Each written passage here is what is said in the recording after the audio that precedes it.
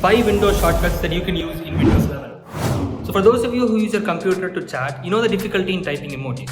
Well, there's a solution for that. You can use the shortcut key Windows plus period key in order to open up the emoji picker, which allows you to select any emoji. And number 2, we have the shortcut Windows plus E. Pressing this shortcut will open your file explorer. In order, you can pin it down in the taskbar. Speaking of the taskbar, pressing the Windows key along with any of the number keys will launch the app in that respective position.